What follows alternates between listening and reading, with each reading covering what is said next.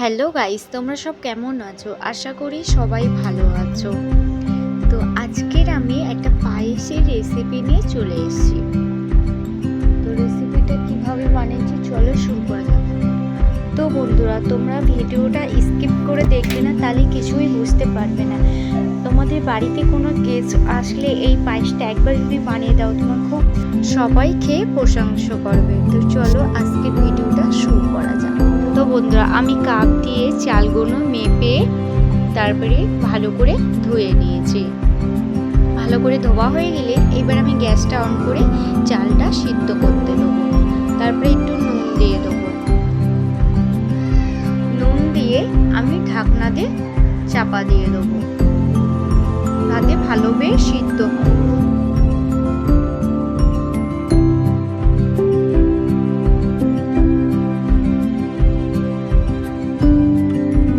বন্ধুরা, আমার সিদ্ধ হয়ে গেছে। আমি একটা ডাব্বু চামচ দিয়ে চালগুলো ঘুটে দিচ্ছি। তোমরা ভালোভাবে একটু প্রেসার দিয়ে চালগুলো ঘুটে দেবে। দেখতেই পাচ্ছ আমি আস্তে আস্তে কত সুন্দর করে ঘুটে দিচ্ছি চালটা।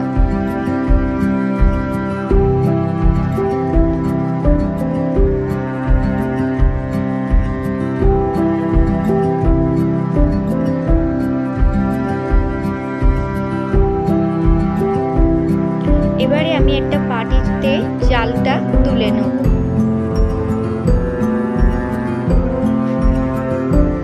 দেখতেই পাচ্ছ আমি তুলে নিয়েছি। একটা কড়া বসিয়ে দিয়ে কড়াটা গরম করে এবার আমি এক ডালা চিনি সিরা বানিয়ে নেব। তো এটা লো ফ্লেমে করবে, না হলে চিনির এটা পুড়ে যাবে।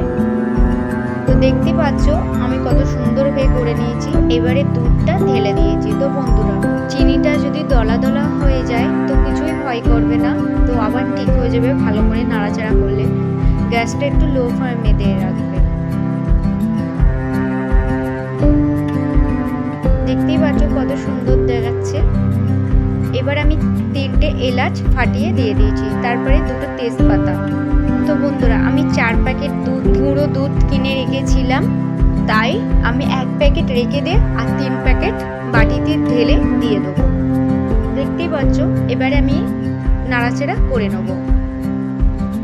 মিক্সচারে দিয়ে নারকেলের একটা পেস্ট বানিয়ে নিয়েছিলাম, ওটা এবার আমি দিয়ে দেবো। এবার স্বাদ অনুযায়ী আমি চিনিটা দিয়ে দেবো। চিনিটা দিয়ে আমি ভালো করে নাড়াচাড়া করে নেব।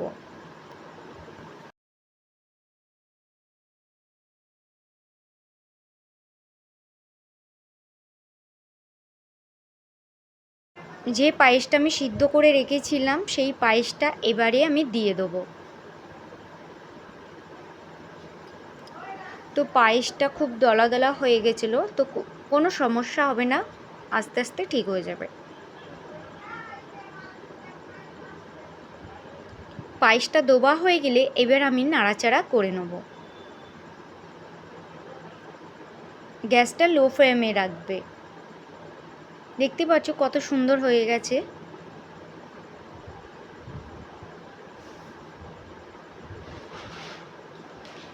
এবারে আমি পায়েসের মধ্যে গুঁড়ো দুধ দিয়ে দেবো ওপর দিয়ে।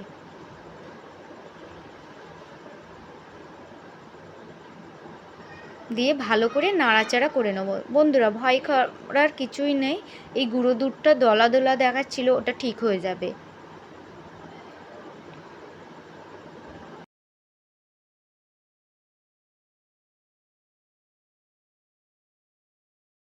এবারে আমি কিশমিশ দিয়ে দেবো। কিশমিশ দিয়ে ভালো করে নাড়াচাড়া করে নেব। তো বন্ধুরা, আমার পায়েসটা পুরো রেডি। এবার আমি কাজু বাদাম দিয়ে দিয়েছি। দেখছো কত সুন্দর লাগছে, এখনই লোভ লেগে যাচ্ছে দেখেই। তো বন্ধুরা, পুরো রেডি আমার পায়েসটা। আমার পায়েস রান্না যদি ভালো লাগে লাইক কমেন্ট শেয়ার করো।